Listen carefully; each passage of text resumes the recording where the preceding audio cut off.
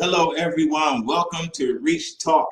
It's your host, Stan the Man Martin, joining you, from maybe in the morning or maybe in the afternoon, live from New York. It's all good. Wherever you're joining us from, we're very excited about our show, our conversation today.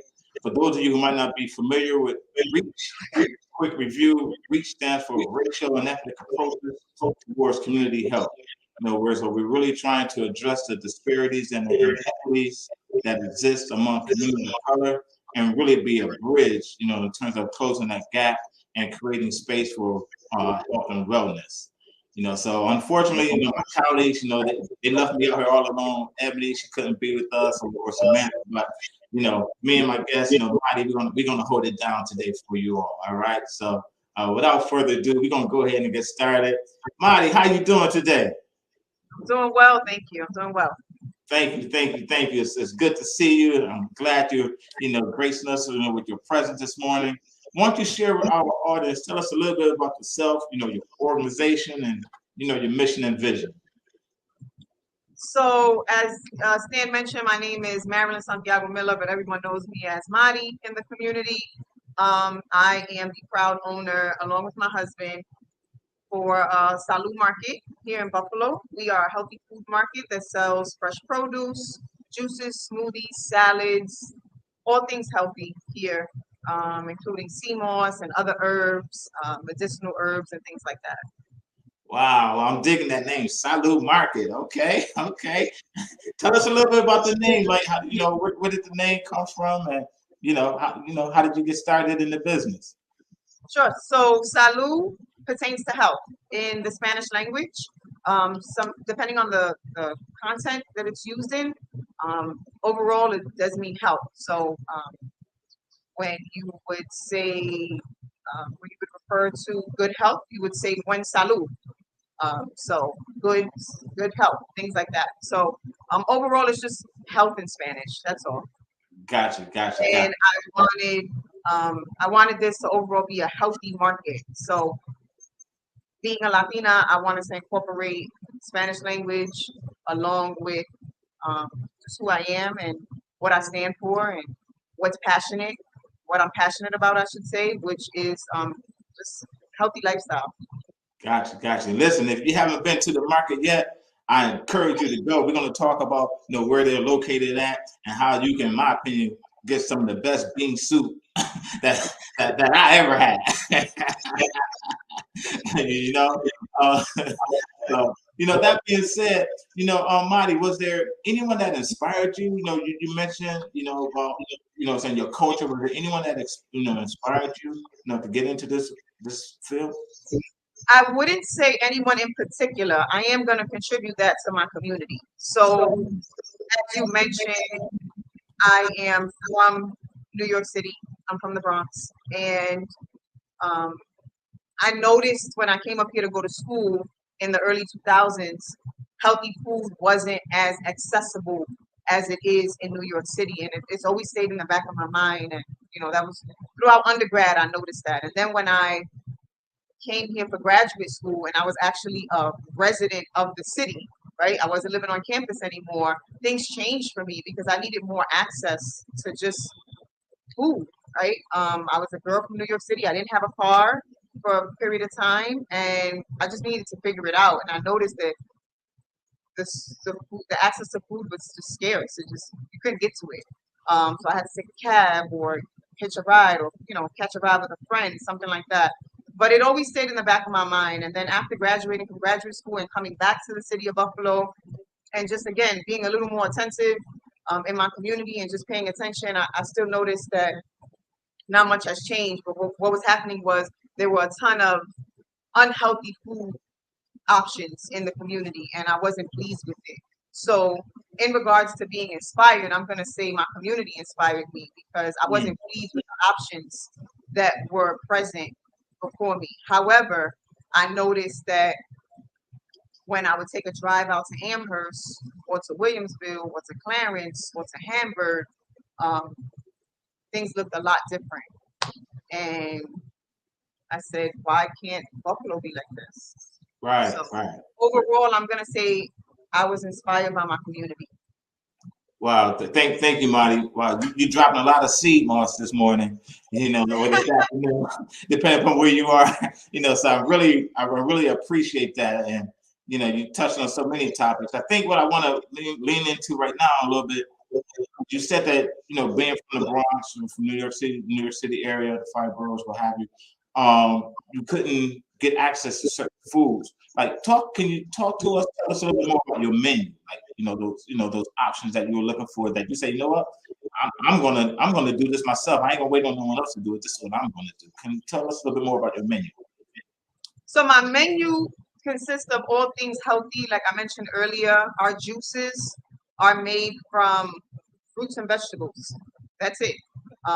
Fruits, vegetables. I have one juice that has a little bit of cayenne in it, and it's called the sweet beet. But other than that, everything else is just fruits and vegetables. In regards to my menu, also, another healthy option that we have is just salad. We fail to take in those leafy green vegetables that we should be taking in daily, just to help fiber, just to help our bodies take in that fiber and stuff like that, and to help our digestive system and things like that. I have some great salads on my menu. Everything is customizable in terms of a salad. And then, if you want to live a little and try a smoothie, that is also customizable, and that's also made with vegetables and fruit. So it's all customizable. If we have it in our refrigerator, which is our display cooler in the front, we can make it. I had a gentleman come in yesterday and he showed me a recipe on his phone of beets, carrots, lemon, and green apple. I don't have green apple, but I have red apple. I had a gala apple, and I made it happen. And it was actually pretty tasty. So that's what I mean when I say it's all customizable. So if you see it and it's in our refrigerator, we'll add it to your smoothie. We'll make a juice out of it.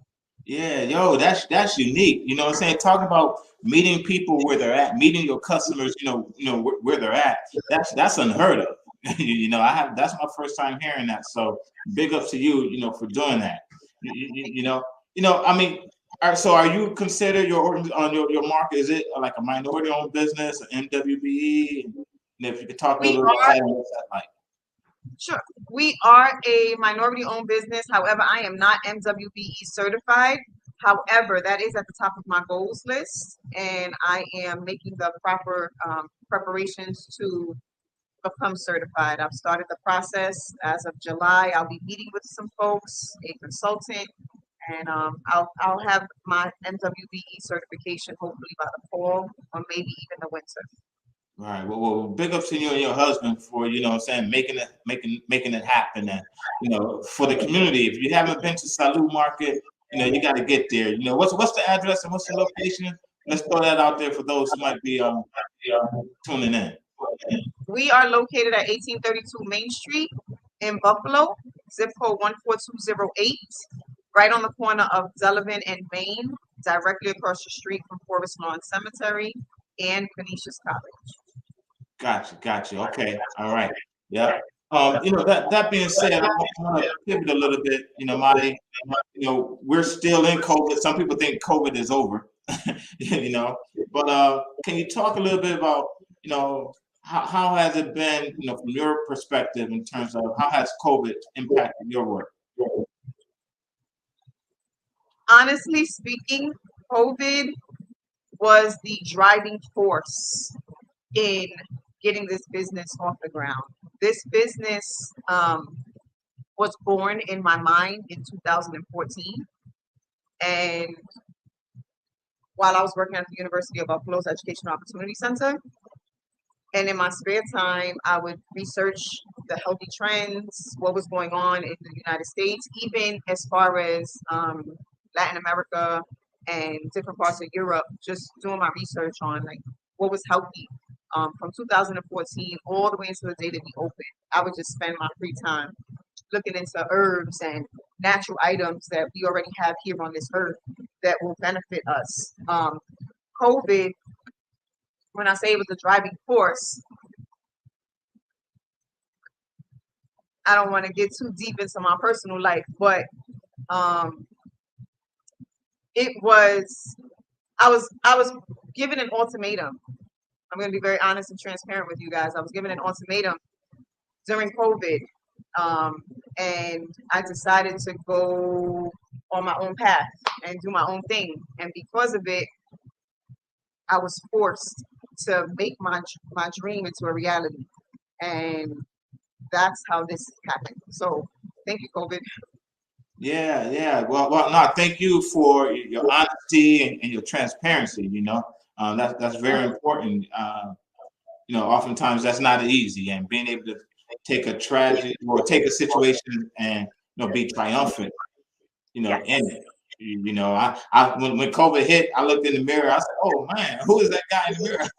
I have to change my eating, my exercise, my diet, all of that. So, certainly I can appreciate your honesty and your transparency. And, I would be remiss if I didn't say or talk a little bit about, the events that took place in our city on, May 14th. And, a lot of the inequities in terms of access to food and healthcare and, other essentials, were exposed. The curtain was pulled back. And, you and I talked a little bit about, not food deserts, but food apartheid and, lack of access and transportation to healthy food and vegetables and, quality of life, things that impact us long term, short and long term. Can you just share, from your perspective, what comes to mind when you hear food apartheid and in terms of communities of color in particular? Food apartheid is something real. It is something that is happening as we speak right now. It is something that I experienced as a kid, living in a specific neighborhood and having to walk probably, I'm going to say I had to walk maybe 2 miles to get to, the meat market and get to the vegetable market that my grandmother would send me to because they had better deals than the supermarket that I had full access to, or better quality items, I should say. That's really what it was. And I experienced it as a kid. I experienced it as a student. And I witnessed it as a full-fledged adult and a member of this community, especially considering the tragic incident that happened on Jefferson Avenue at Tops. It is something that is real and it is unfortunate. And it is something that we have to tackle as a community. We have a voice as a community. We have power. Our dollar has power. It is something that I'm glad has been exposed because without the exposure, change can't occur. So,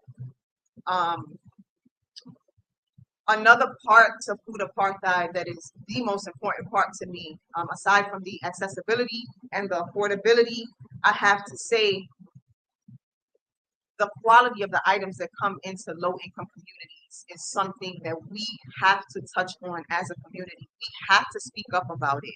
Again, coming from the Bronx, I saw what was going into the corner stores. I saw what was going into the supermarkets, or the one supermarket that I had access to behind my building, versus going into or going up the road or up Westchester Avenue to the healthy food fruit and vegetable markets or the meat market versus what was in the supermarkets. It's the same thing here. I don't know if I should call out specific names of businesses, but if you go to a Steve's Meat Market located on Delavan Street versus the local supermarket, there's going to be a huge difference in terms of quality of the items that you're buying. That's just the truth of the matter. And we have to speak up about that because we deserve quality as well. We deserve exactly what Wegmans is getting. We deserve that as well. So forgive me for being say it, Marty, say it. That's what it is, and I'm passionate about that. You know, I shop at Wegmans, I shop at Price Right, I shop at Aldi's, and I see the difference. I see the difference. We deserve it. Why can't we have that? Why can't we have those quality items? Why can't we have those diverse items? Why? We have to speak up. We have to unite as a community and execute our power. I'm digging that. Execute our power. Unite as a community. You know, you reminded me as you were talking about a quote. I might butcher it, so forgive me. You know, I think it was by James Baldwin. Not everything faced can be changed. All right, but nothing changes until we, you know, face it, you know, to address it, pull back the curtain. You know, Correct. so I appreciate your honesty once again. Tell us a little bit about where, you know, like you and I talked a little bit off camera, you know, prior to today. Like, tell us where you're located and why that particular location. I think our audience needs to know that right there. So again, in terms of transparency, I'm with it. This particular location was not my first choice. My first choice was a location on Bailey, which is in my community specifically. I live in the Bailey, Kensington area, and I wanted to serve that particular community because I live in that community. However, the property owner he was receptive after several phone calls, several mail correspondences, if you know what I mean. I was a borderline professional stalker, professional nag, I should say. But I did it because I just refused to take no as an answer. And I had my eye on a specific location. However, it didn't work out, and it didn't work out for all the right reasons, in my opinion. Still a great location, but it wasn't for me. This location, I just so happened to be driving by and I saw a commercial space. Didn't think, oh, Kanisha students. I didn't think, oh, an elementary school right next door to me. I didn't think of that at the moment. I just saw a commercial space. I knew that I needed to find a space quickly in order to open up this business. And that's how that happened. However, commercial space comes along with a contract, comes along with the lease. The lease was 64 pages long. So I definitely had to hire a lawyer to review it. And we had to definitely negotiate some things in and out of the contract for various reasons. Again, I'm pretty smart when it comes to when I feel like I'm going to be put in a vulnerable position. I tend to kind of look at all options and look at all perspectives if possible. So it definitely took over a month for us to negotiate some things in and out of the contract, which is okay. You know, it all worked out the way that it was supposed to work out.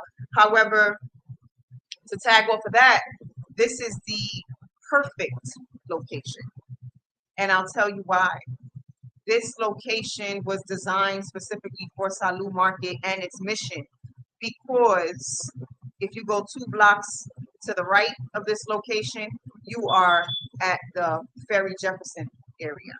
If you go 2 blocks to the left, you are then in the Delaware Mini Mansion District.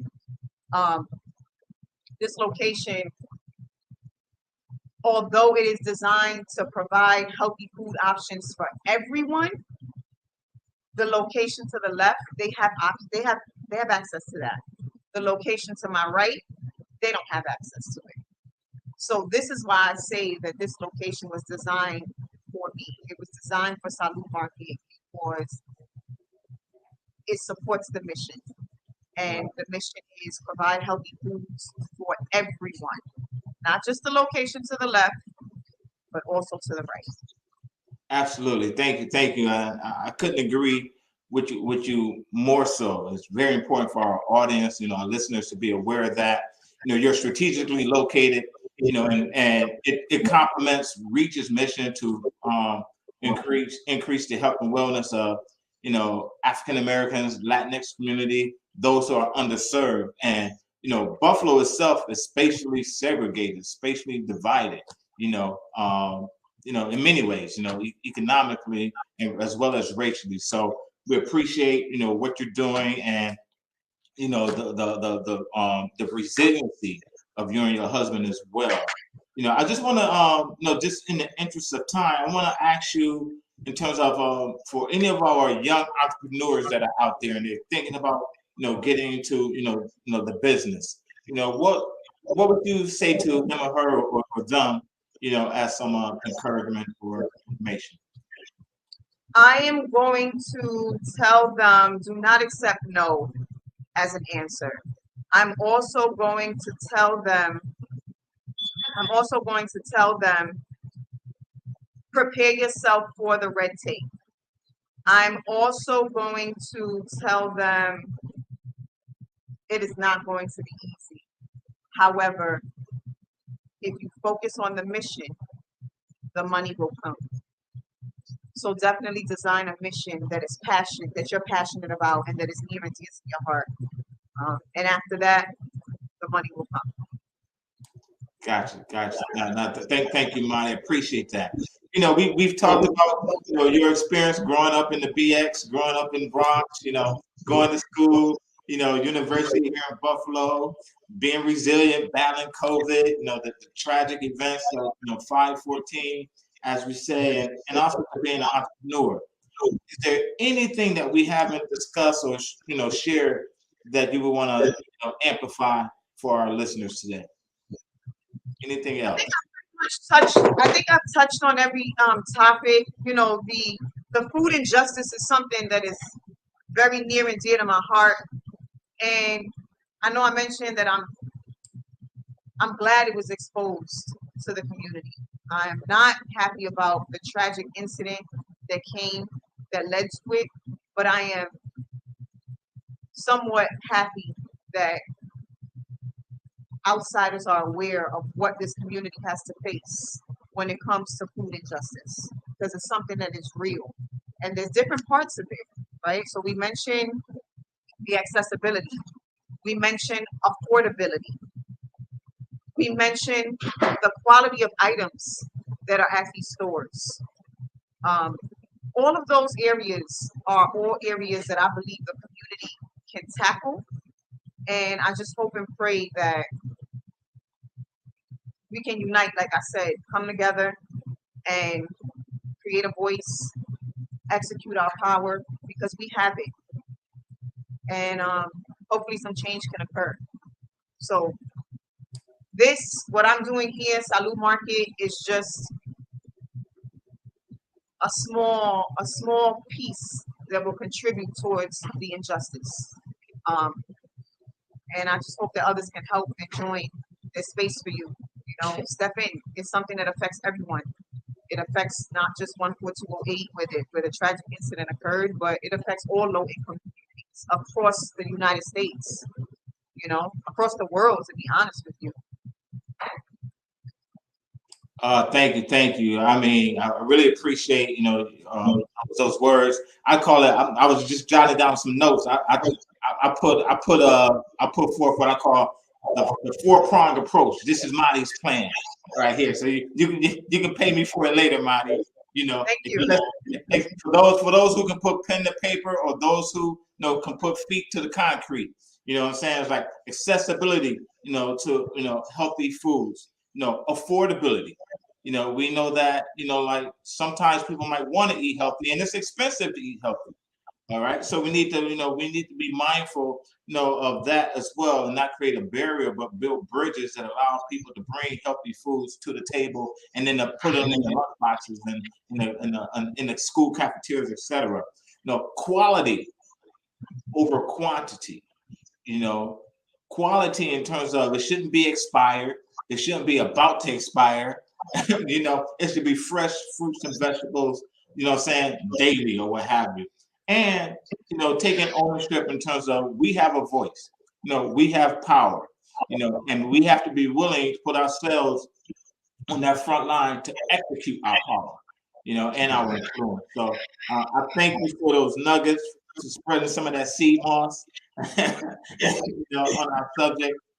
I'm going to ask our producer and extraordinaire, if you could just put up the location of Salud Market, once again. And are you available? Are you on Facebook and Instagram? I am, and the handle has been put in the private chat as well. Salud Market Buffalo on Facebook and Salud Market Buffalo on Instagram as well. You can find us on both platforms. I do want to add one more thing, Stan, if I'm able to. Yes, go for it. You mentioned, I mentioned, and then you piggybacked off of it in terms of affordability and things like that. We have been officially approved to accept SNAP benefits at Salud Market. Yes.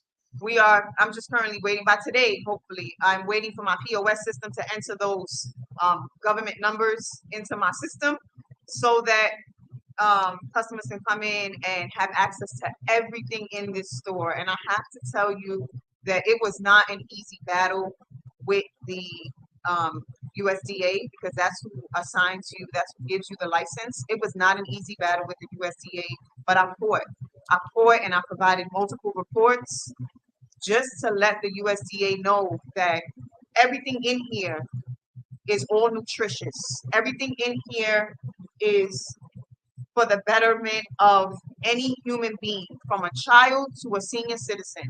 I fought to make sure that they saw my nutritional facts labels on the back of my items and things like that. I fought to make sure that everything in here can be purchased with SNAP benefits, especially